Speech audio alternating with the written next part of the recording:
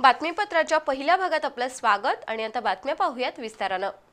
कुटुंबासह मित्रमैत्रिणींवर रंगाची मनसोक्त उधळण करत कोल्हापूर वासियांनी मोठ्या उत्साहात रंगपंचमी साजरी केली। बुधवार सकाळपासूनच रंगपंचमीला उत्साहाचं उधाण आलं होतं।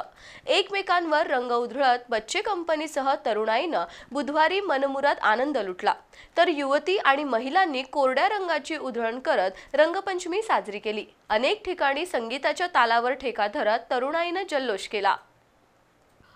कोल्हापूर शहरासह संपूर्ण जिल्ह्यात बुधवारी मोठ्या उत्साहात रंगपंचमी साजरी झाली।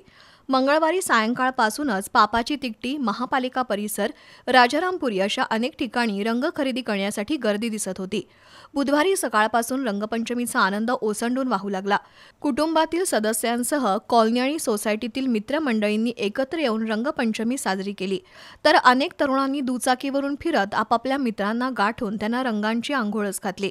काही चौकात तर तरुणांचे ग्रुप जल्लोषात रंगपंचमी साजरी करत होते, त्यामध्ये तरुणी आणि महिलाही मागे नव्हत्या। शालिनी पॅलेस परिसरातील मोबाईल ग्रुपच्या वतीनं यंदाही मोठ्या उत्साहात रंगोत्सव साजरा झाला।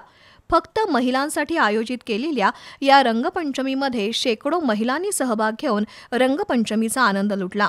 Rain dance, zumba dance, spot गेमसह विविध खेळ इथं घेण्यात आले। मोबाईल ग्रुपचे प्रमुख अमोल पालोजी यांच्या पुढाकारानं झालेल्या या उत्सवात चॅनल बीचे व्यवस्थापकीय संचालक पृथ्वीराज महाडिक, भाजपचे प्रदेश सचिव महेश जाधव यांनी भेट देऊन शुभेच्छा दिल्या। या कार्यक्रमाचं नियोजन समीर दिवेकर, अमित पालोजी, अनिरुद्ध कुलकर्णी, विपुल कांदेकर, धनंजय भूतकर, भगवान पाटील, गणेश पाटील, अभि बुडके, शुभम चौगले, पियुष गायकवाड यांनी केलं।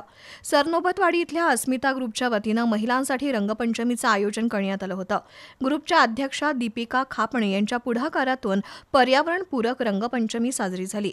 नैसर्गिक आणि कोरड्या रंगांचा वापर करून सर्वांनी रंगोत्सवाचा आनंद घेत पाण्याचा अपव्यय टाळला।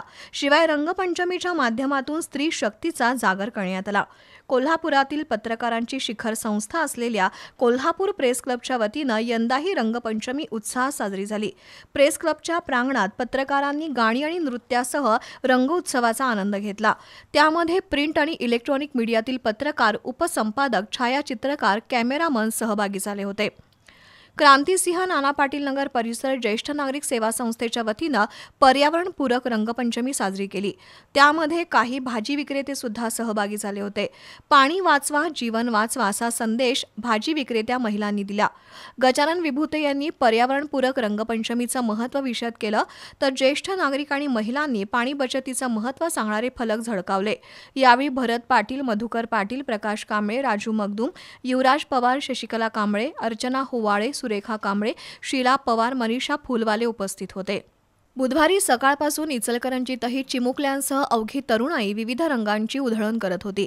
काही ठिकाणी पारंपरिक वाद्यांच्या तालावर कोरडे आणि पर्यावरणपूरक रंग उधळले जात होते। अनेक युवक युवती दुचाकीवरून फिरत आपल्या मित्रमैत्रिणींना रंगवत होते। अंग भाजून काढणारं कडक ऊन असलं तरी बेभान होऊन तरुणाई रंगात नाहून निघत होती। एकमेकांना रंगवल्यावर ग्रुप फोटो आणि सेल्फी घेत रंगपंचमीचा जल्लोष पाहायला मिळाला।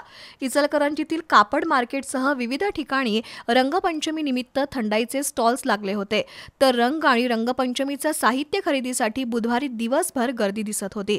रंकाळा तलावाजवळील पत्तोडी खणी शेजारील श्रीकृष्ण मंदिरात रंगपंचमीचं आयोजन केलं होतं। धैर्यशील लांबोरे, किशोरी लांबोरे, शौर्यशील लांबोरे यांनी श्रीकृष्णाच्या मूर्तीला रंग लावून भक्तिमय पद्धतीनं रंगपंचमी साजरी केली, तर कोल्हापुरातील पंचगंगा मॉर्निंग ग्रुपच्या वतीनं यंदाही रंगोत्सव साजरा झाला।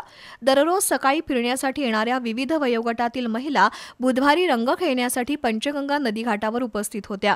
नैसर्गिक रंगांचा वापर करून या महिलांनी रंगपंचमीचा मनसोक्त आनंद घेतला। शीला माने यांच्या पुढाकारातून या उपक्रमाचं आयोजन केलं होतं।